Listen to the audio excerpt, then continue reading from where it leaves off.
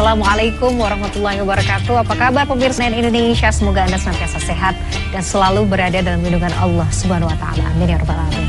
Alhamdulillah, senang sekali saya Mbak Diarama hari ini kembali hadir menjumpai Anda dalam program kesayangan kita, Gapai Kemuliaan. Seperti biasa, saya tidak sendirian, sudah hadir bersama saya di studio, ada gurunda kita semua, Kiai Haji Muhammad Faiz. Assalamualaikum Pak Kiai. Waalaikumsalam warahmatullahi wabarakatuh. Sehat Pak Kiai. Alhamdulillah. Terima kasih sudah hadir di studio. Pemirsa, dalam episode hari ini, Kiai Haji Muhammad Faiz akan menjawab pertanyaan-pertanyaan pemirsa Gapai Kemuliaan yang sudah masuk melalui WhatsApp dalam episode Ustadz Menjawab.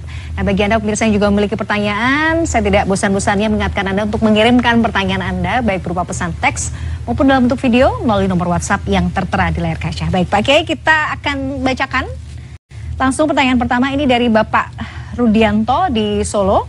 Pak Kiai, apa hukumnya khitan bagi laki-laki? Apakah ada ketentuan untuk batas usianya? Ya. Kapan harus dihitan? Ya. Tafadhol, Pak Kiai. Jadi khitan buat laki-laki itu memotong dan menghilangkan kulit penutup dari kemaluannya. Itu di dalam fikih memang ada dua hukum. Ada yang mengatakan wajib dan ada yang mengatakan sunnah. Tetapi yang perlu diingat itu bukan hitannya, Mila, tapi tujuannya. Tujuannya adalah kesucian. Karena ketika ada kulit yang menutupi ujung kemaluan, bisa jadi ketika anak ini pipis, itu kan tidak tiris. Iya. Makanya saya mohon maaf, ini bukan terkait dengan pornografi, ini terkait dengan hukum. Kalau dia tidak disunat, maka dia harus mendorong sisa pipis itu dari batang kemaluannya. Dan itu tentu tidak mudah, karena boleh jadi nanti ada yang ingat, ada yang tidak ingat. Dia merasa pipisnya sudah hilang, sudah tidak netes, kemudian dia bersuci, kemudian dia sholat, tiba-tiba nanti dia menetes seperti itu. Maka para ulama sepakat bahwa hukum daripada sunat ini itu mayoritas lebih mendorong kepada wajib. Karena malayatimmu illa bihi fahuwa wajib. Sesuatu yang nanti kewajiban tertentu tidak bisa dijalankan secara sempurna kecuali dengan adanya satu benda ini, maka ini hukumnya menjadi wajib. Contohnya wudhu. Wudhu itu kan syarat sholat. Maka ketika saya berwudhu untuk sholat, maka wudhu saya hukumnya menjadi wajib.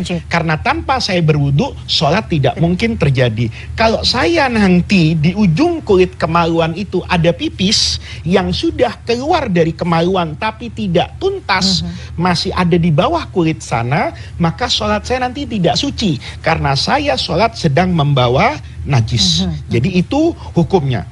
Yang kedua, batasan umur usia. Usia kapan?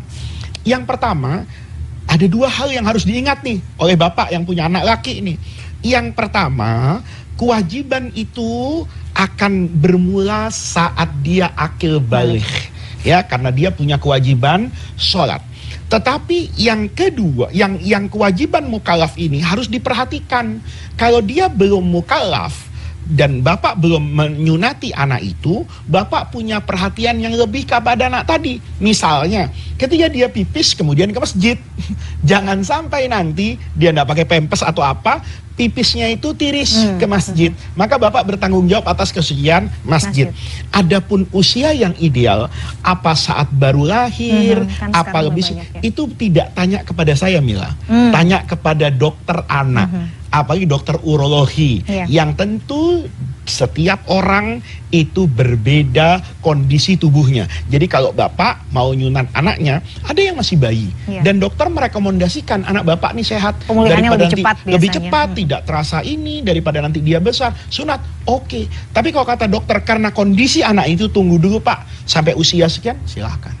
Jadi nggak ada batasan sebenarnya Pak Kiai ya? Maksudnya batasan maksimalnya itu adalah ketika dia mau taklif mukallaf tadi, ketika dia balik, karena dia punya kewajiban sholat. Oke, baik. Mudah-mudahan menjawab ya Pak Rudianto di Solo. Kita lanjut ke pertanyaan berikutnya. Pak Kiai, ini dari Pak Samsyudin di Malang. Pak Kiai, apakah diperbolehkan masjid digunakan untuk melakukan kegiatan sosial seperti bagi-bagi sembako untuk masyarakat miskin? Selain itu, apakah diperbolehkan menggunakan kas masjid untuk kegiatan sosial tersebut? Silahkan. Ini berarti ada dua sisi ya. Yang pertama, membagi-bagi sembako di masjid. Boleh. kalau sembako itu dibagikan secara tulus. Jadi memang masjid punya program. Atau ada orang kaya yang mengatakan, saya mau nyumbang orang di sekitaran masjid ini, tolong berkumpul di masjid, saya mau bagikan sembako. Boleh, karena ini bukan transaksi jual beli. Kalau transaksi jual beli nggak boleh di dalam masjid. Tetapi kalau ini hanya dipahami sebagai bagian dari amal soleh tabarruk. Orang boleh nggak ngeluarin zakat di masjid? Boleh. Maka kan yang namanya bagi sembako dalam konteks sedekah boleh. Tapi kalau dalam konteks kampanye nggak boleh. Karena nanti madorot yang datang ke masjid itu lebih besar. Nanti jamaah jadi terpecah-pecah ketika identik dengan satu kelompok tertentu. Itu yang kemudian perlu dijaga. Yang boleh politik dibicarakan itu politik dalam artian konsep Islam. Kalau memilih pemimpin itu harus yang adil, pemimpin yang ini boleh. Memilih golongan, bergolongan dengan boleh.